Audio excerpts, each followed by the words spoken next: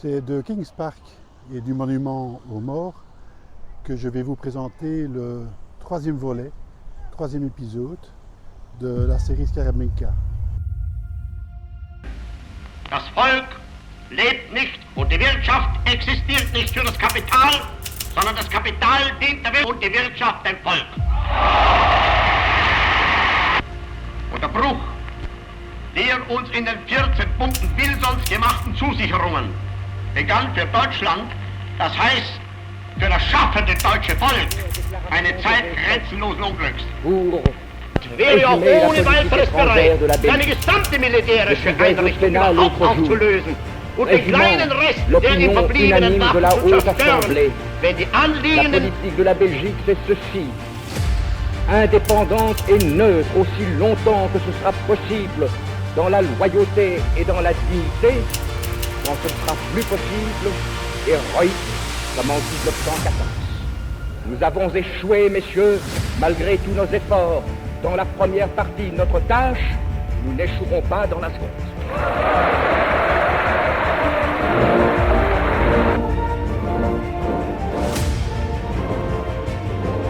Prove ourselves once more able to defend our island home, to ride out the storm of war, and to outlive the menace of tyranny, if necessary for years, if necessary alone.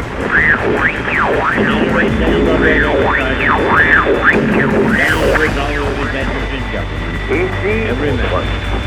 voici le 6e bulletin d'information de la BBC. Veuillez tout d'abord écouter quelques messages personnels. La fortune vient en dormant. Aiding each other like good comrades to the utmost of their strength. We shall go on to the end. We shall fight in France. We shall fight on the seas and oceans. We shall fight with growing confidence and growing strength in the air. We shall defend our island, whatever the cost may be. We shall fight on the beaches. We shall fight on the landing grounds. We shall fight in the fields and in the streets. We shall fight in the hills. We shall never surrender.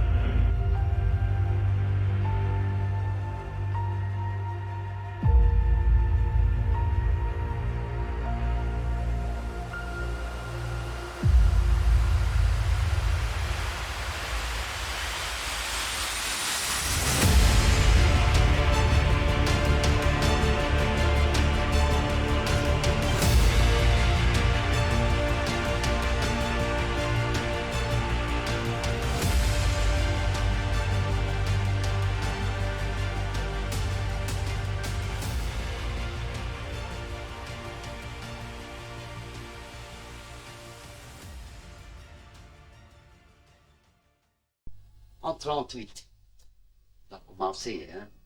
Donc les Allemands avaient commencé, alors il y a eu mobilisation générale. En 38.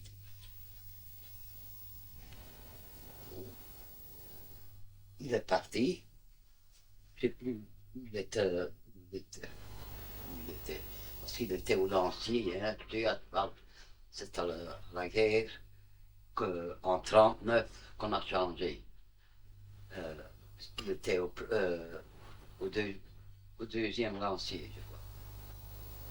Avec les blocs blanches, là. Hein. 8 jours après, ils étaient tous de retour. Et puis il a été mobilisé, alors je ne saurais plus dire le mois. Hein. La première fois en 38 et puis en 39. Alors il n'est plus revenu. Ils sont restés. Alors, il a été du côté de Namur, à Fort, quoi ça s'appelle. Oh, il a un peu été partout, j'avançais, il est allé à Jupy, ça c'est à Liège, là, hein, où il y a la Jupiler. Là, je suis allé le voir, parce qu'il serait difficilement rongé, hein. Et la paye était maigre, hein, mais il ne demandait pas si la femme savait en sortir. Il touchait par jour. Mais quand il était à l'armée, il avait un franc par jour, c'était pas encore assez. Pour ses cigarettes, il fumait tous les jours un paquet de Saint-Michel. Et les cigarettes coûtaient 1 franc 25. Je devais encore lui donner tous les jours 25 centimes en plus pour ces cigarettes. Alors il a été à Jupy, j'ai été le voir là à Jupy. Ça c'était vers la fin. Enfin, un peu avant 40, c'était déjà en 40 alors, un peu avant que la guerre a commencé. Et qu'est-ce qu'il y a au-dessus d'un sergent comme grade. Premier sergent? Hein? Premier sergent? Premier et lieutenant, c'est plus haut, hein. Et son lieutenant vient près de moi, il m'a dit. Il vous obéit facilement, votre mari. Je dis, oui, je ne sais pas pourquoi. Pourquoi? Ben, il dit, il était caporal, hein, à ce moment-là, ton grand-père. Oui, il doit mettre ses galons de ses sergents, alors, hein, après caporal. Il n'en veut pas. Ah ben, je disais, vous ne savez pas le faire obéir. Moi non plus, tu sais, s'il dit non, c'est non, hein. Je dis, ça, je sais comment il est. Et il avait dit, lieutenant, hein, non, je suis rentré comme simple soldat. J'ai été caporal, mais je veux rester caporal avec mes hommes, parce qu'il avait toute la chose. Il devait faire des tranchées, tout ça, hein, travailler à peine, et travailler avec eux. Je veux rester avec mes hommes tels que je suis. Je refuse. Pas voulu être sergent. Il dit, vous ne savez pas faire oublier. Moi non plus pas, hein, je dis. C'est même pas pour ça. Je fais pas l'armée, moi, hein, je dis. Et alors, de là, ils ont été transférés. Il a été transféré à plusieurs endroits. Hein. Il y a que Fosse, que je me rappelle. En Belge, je crois. Puis alors Dupuis. Et de Dupuis, c'était déjà en 40, hein. Il a été transféré à Saint-Vite. Et son vélo que j'avais payé si cher, il l'avait pris avec, hein, pour sortir là-bas. Il a été, mais Saint-Vite, c'est à la frontière, hein. Je ne sais pas si tu vois où ça est. Et c'est là qu'il était quand la guerre a éclaté. Évidemment, ils ont dû partir, son vélo est resté sur place. Hein. Voilà. Alors, quand les soldats ne devaient pas mettre un timbre sur la correspondance. Hein. Mais moi, je savais, j'étais compris entre nous deux. Tu arrêtes doucement le point, et là en dessous, il y a toujours marqué où je suis. Non plus mettait des timbres. S'il vous plaît? Plus mettait des timbres. Il mettait un timbre, hein. Ça n'était pas défendu, mais c'était tout. Il devait simplement mettre un SM, service militaire. Mais il mettait un timbre, hein, mais là, en dessous du timbre, il marquait là où ils étaient. Hein. Alors, quand la guerre a éclaté, c'était en mai 40. Quand la guerre a éclaté, ils sont partis de Saint-Vite alors. Tout un régiment, hein. Donc la guerre a duré 18 jours, hein, pour la Belgique. Si tu as lu l'histoire, ça a duré 18 jours. Et ils étaient prisonniers, donc les 18 jours étaient passés, et ils étaient à la frontière belgo-française, hein, mais exactement où, je ne sais pas. J'aurais une carte, et ils étaient sur la route pour aller vers la mer, avec l'idée, les soldats, hein, mais accompagnés par ils ont été pris alors par les Allemands, hein, donc il y avait des Allemands autour d'eux, et ils allaient vers la mer pour s'embarquer pour l'Angleterre, hein, parce qu'ils savaient, on avait toujours les choses, hein, ils savaient que l'Angleterre continuait, hein, ça fait que les supérieurs avaient dit on va aller aux choses, aller vers la côte, hein, et ils ont été faits prisonniers. Là, c'était trop tard, les Allemands sont venus. Et alors, ils devaient évidemment, au lieu d'aller vers la côte, les Allemands leur faisaient. Mais tu sais, maintenant, en beaucoup d'endroits, on a construit. De ce temps-là, il y avait beaucoup de routes où il n'y avait rien, des talus. Tu sais ce que c'est qu'un talus? Des bosquets comme ça et tout ça. Et j'ai su ça après, hein. Ton père dit à ses copains, alors, j'étais pas déjà vu, c'est comme dans les films, hein, ils sont 4-5 sur une rangée, et puis alors, hein, il dit, le premier mouvement, le premier bosquet, que je vois qu'il y a possibilité, moi je fonce dedans et dis, tu vas avec. Mais, et lui, il avait, je te dis, quand il voulait quelque chose, mais c'était deux, quand il était mobilisé, il était caporal, mais il voulait pas des bottines, hein, mais des jets, avec des jets comme ça, hein, mais les plus chers qu'il y avait dans le magasin, hein, aux choses, très vite on a acheté ça. Et il a pris ça au pied, hein, mais les Allemands lui ont enlevé. Ah oui, c'était, vous voyez bien que ça a été nouveau, hein, et beaucoup d'Allemands n'avaient pas des bazars comme ça. On l'a bien enlevé, je construisais à 207, il n'avait rien d'autre à mettre. Et il dit, moi je plonge, hein, tu vas avec, il y en a un qui est allé avec, ils ont plongé. Il n'y a pas, pour chaque rangée qu'il y avait, il n'y avait pas un Allemand pour les surveiller, hein. Ils ont vu trop tard, et voilà. Et ils sont revenus comme ça. Et en cours de route, parce que quand il est revenu, c'est lui qui m'a expliqué ça, je dis, nom de Dieu, je dis, c'est ça tes belles godasses que je t'ai acheté? Non, il dit ça, les Allemands sont partis avec, ça sont d'un Anglais, d'un soldat mort, il dit que je lui ai enlevé pour mettre un peu de... Et il est allé, ils ont fait ça à pied, avec arrêté une charrette, n'importe comment ils ont récupéré. Il est arrivé chez Tantalus. Mais ce qu'il avait sur lui, c'était ses vêtements de soldat. Hein. Ça, alors il était tout de suite reconnu. Je dis, et ses vêtements, d'où ça vient? C'est comme ça qu'il m'a expliqué hein, comment il avait fait. Et on est arrivé chez ta sœur, il dit, chez Tantalus. Et mon oncle Achille, le mari de Tantalus, hein, lui a donné une veste et un pantalon pour mettre. Il était en civil, il ne voyait plus que c'était un soldat qui était en fuite. Hein. Et. Attention, mon petit poupée. Oh, oh, oh, oh, oh, oh. C'est bien. Non, c'est guéri. Ah, c'est guéri, oui. Ah, pam, oui. Et c'est comme ça qu'il est revenu à la maison, alors, hein. Mais évidemment, cet imbécile faisait la politique. Il a pris la faute de son père, ils étaient... Mais alors, quand il y avait le danger, il n'y a jamais quelqu'un qui m'a demandé, quand il a été arrêté, je le dis honnêtement, hein.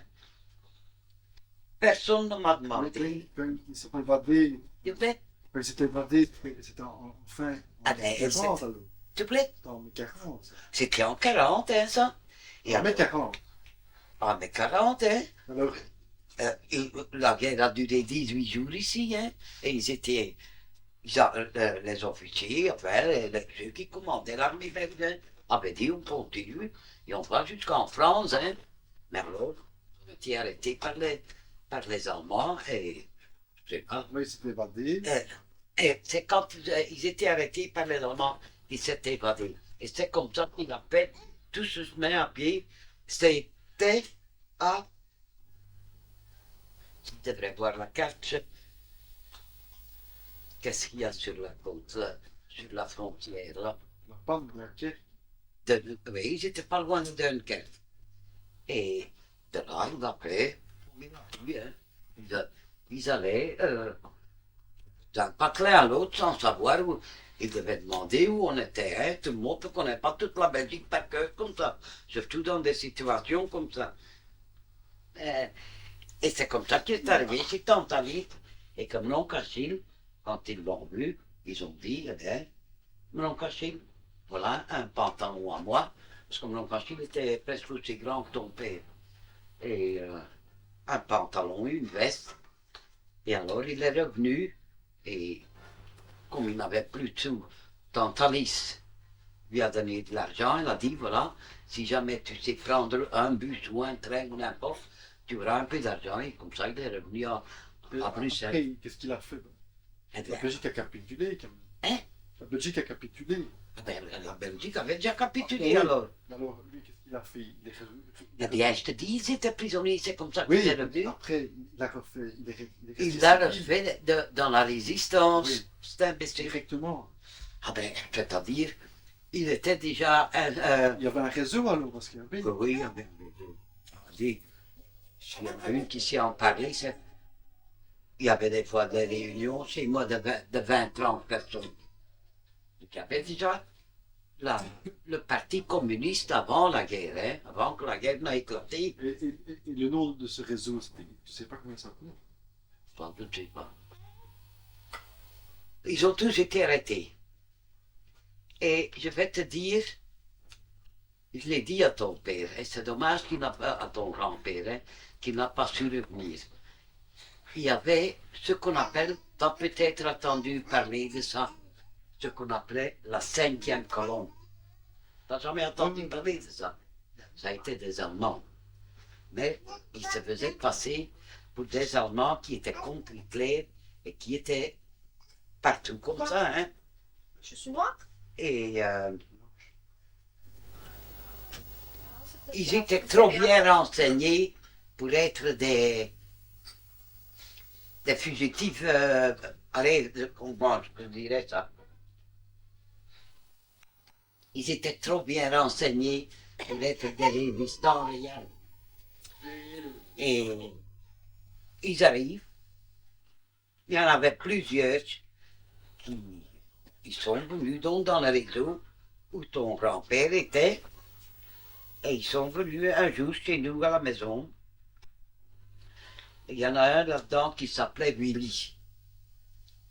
Et je dis à ton grand-père, j'ai dit, toi tu as confiance. Mais ce sont des hommes, il dit, qui ont fui l'Allemagne que pour se battre contre Hitler. J'ai dit, eh bien, moi je n'ai pas confiance. D'ailleurs, je dis, je n'ai confiance en aucun Normand, je regrette. J'ai dit, ils nous ont trop fait souffrir. Pendant la guerre 14-18, ils ne savent pas être devenus bons.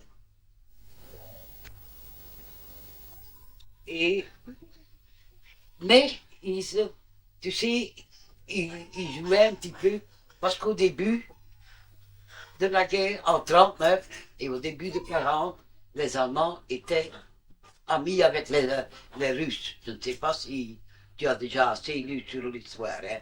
Ils étaient amis. Mais en 1941, Hitler a tourné kazakh. Au lieu d'être ami avec les Russes, il les a attaqués. Et ça a été un dimanche. C'est véridique, hein? Et on attend, évidemment, nous, on écoutait toujours, c'était toujours Londres qu'on prenait, hein? Ici, Londres, pour la Belgique, les Allemands ont, j'expliquais, en d'autres termes que moi maintenant, hein, ils ont attaqué la Russie, et attention, et on avait attendu ça parce qu'on ne pouvait pas écouter, mais on écoutait tous les jours la radio, hein. On a attendu ça et il me dit, je vais aller avertir tous les copains, il dit. J'ai dit, mais tu crois qu'eux ne l'ont pas attendu? Je dis, pourquoi est-ce que toi tu dois aller pour dire de l'un à l'autre? Et tu as déjà vu le cadre chez moi à la maison, hein?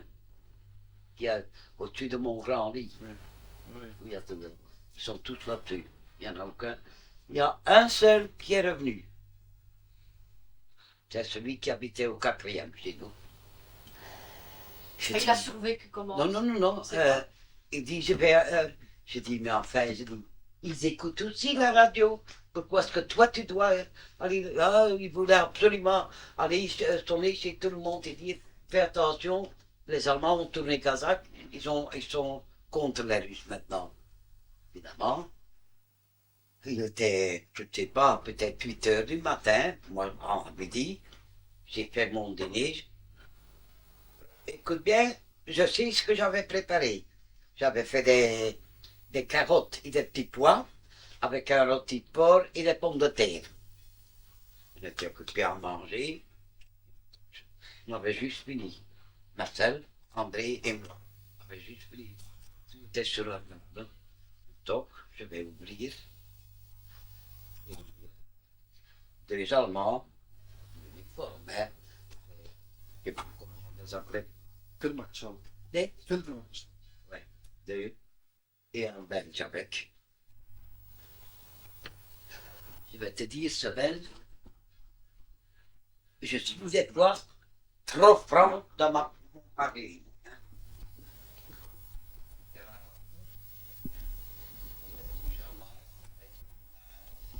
Assis, il y avait une chaise. J'ai où ma table? Il s'est assise. J'ai dit, j'étais seul. On avait déjà fini de dîner. Marcel était parti avec ses copains du groupe. Et j'étais seul avec ta mère hein, qui avait 4 ans. Allez vous habiller, Madame Doutil, on va vous emmener. Et celui de bouteille ici. Vous êtes ici en Belgique maintenant. Mais si en Allemagne, j'ai dit, si vous êtes marié et en Allemagne, on irait arrêter votre femme avec une petite fille comme ça, qu'est-ce que tu dirais? Ben, c'est tout le commande, hein, il dit. Et le Belge qui était aux choses, qui était à la porte, celui-là, je l'avais connu, c'était un. Allez, celui qui est en Espagne là maintenant, de Grelle. C'était un de la bande de Grelle. Les habits, allez, parce que j'étais encore en chemise de nuit, j'avais cette habitude. Je restais toujours en chemise de nuit, mon peignoir, jusqu'après le dîner, alors j'allais m'habiller. Et j'étais encore en chemise de nuit avec mon peignoir. Hein. Allez vous habiller, dit-il. J'ai dit, vous croyez que vous êtes déjà gagné, hein, comme ça? J'ai dit, mais attendez, votre tour viendra. Vous avez une méchante langue, il dit. Je dis non, je vous dis ce que je pense. Qu'est-ce que je devais faire? Je suis allé dans ma chambre et l'autre est resté. Celui-là qui me disait, Madame, je dois faire ce qu'on me commande, on me l'a commandé. Je ne sais bien faire, il dit. Mais je prends ma fille avec, hein. Tu parles français? Je prends ma fille avec. Et alors, je Tu suis allé. parles français ou allemand? Oui, il parlait un peu le français. Et l'autre, j'étais occupé à m'habiller, hein, mais il venait voir. Je ne cachais rien sans doute, hein. Mais voici, je m'habillais bien, hein. Même moi. Parce que sur la fenêtre, tu sais qu'il y a une fenêtre là dans la cuisine, hein. Une pile comme ça, la traque contre les Allemands. Mon Dieu, si jamais ils vont voir ce qu'il y a là, je ne dois plus rien dire, hein. Et votre mari, où il est? Je dis, mon mari? Je dis, s'il devrait rentrer, vous n'avez qu'à lui demander où il a été, hein. Je dis, moi, je ne sais jamais rien de mon mari. Je dis, on ne s'entend pas. Je dis à moi-même, moi, je ne vais rien dire, hein. Je dis, mon mari, je dis, il n'a pas une maîtresse qu'il a, il en a bien 2, 3. Je dis, il part, il ne sait jamais. D'ailleurs, je dis, après, son dîner est toujours là. Je dis, j'ai pu manger avec mes enfants, ça. Je dis, c'est tous les dimanches la même chose.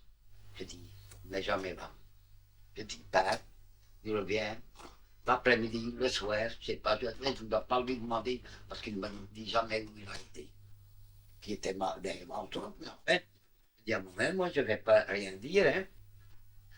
Quand j'étais habillé, je prends ta mère par la main, je dis, viens, hein. Je l'ai pris avec en prison, hein. Et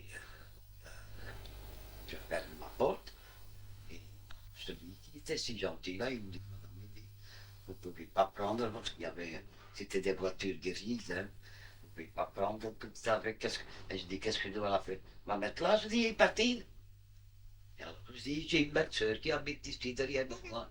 Tant pour temps, j'habitais, tu sais, voilà, c'est le dernier bloc là. Et je suis allé sonner, elle disait aussi, moi je ne sais pas la garder, je dois travailler demain matin. Mais elle disait ça aussi, croyant qu'alors il serait dit ben, que la mère reste, hein. Mais il n'y avait rien à faire. Ça fait que ta mère est restée chez tante Hortense. On m'a mis dans la voiture, on est parti avec moi. Qui m'a vu partir? Et si jamais tu le rencontres, tu l'as connu, il était à la police, Philippot. T'en as déjà entendu parler certainement par ton père, hein? Celui-là m'a vu partir. Tu étais encore un gamin alors, hein? Puisqu'il a à peu près l'âge de Marcel. On est parti et la chose de la Gestapo était avenue Louise. On a débarqué là, on le mettait, c'était un tout grand building, on avait tous des box.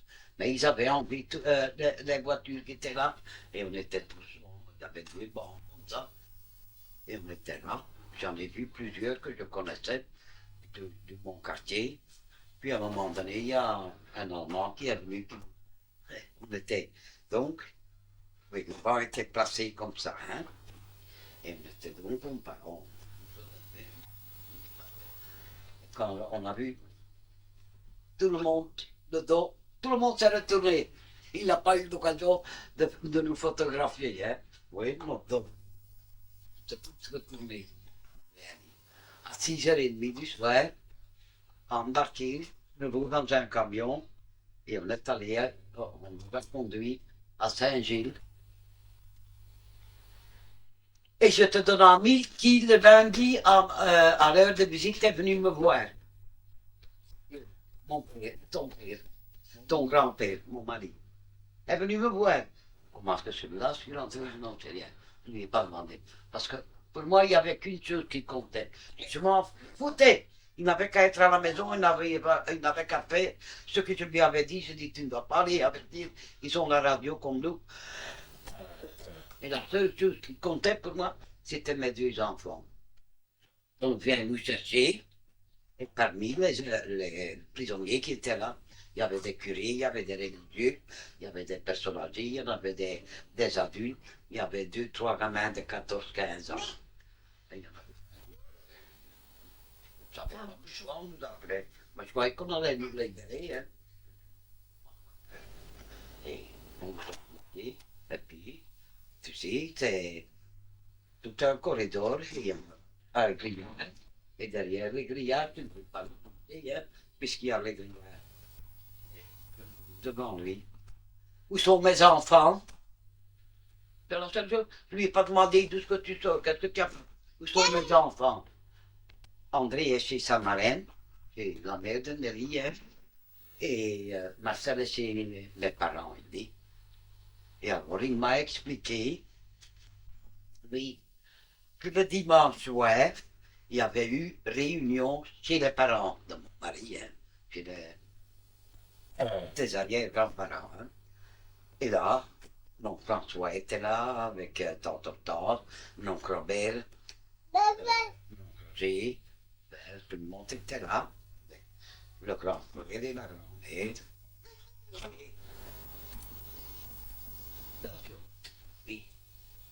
Et ils avaient tous dit à mon mari qu'il devait aller se rendre. Hein. Parce qu'alors il dit, si toi tu te rends, parce que c'est certainement à ta place qu'on a arrêté ta femme, va te rendre, on relâchera Yvonne, mais si jamais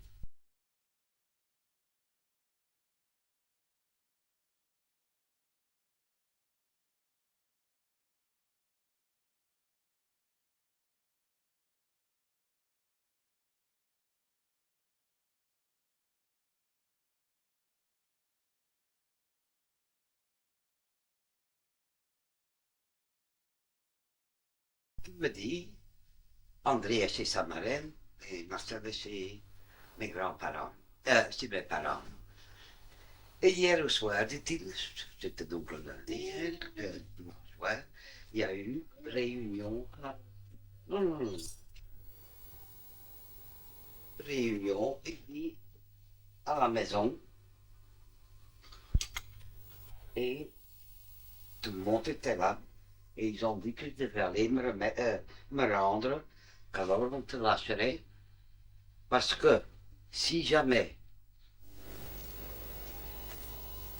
ça arrive, que malgré tout on l'arrêterait à lui, donc on serait arrêtés tous les deux, et que alors à ce moment-là, personne ne voulait garder ni ta mère, ni Marcel, qui le mettrait à l'orphelinat. J'ai dit, mon vieux, j'ai dit, tu me connais, hein. T'as de la chance que je ne sais pas après toi parce que tu attraperais ma main dans ta figure, hein. Mais il y avait un grillage, hein, on se parlait, on savait se comprendre.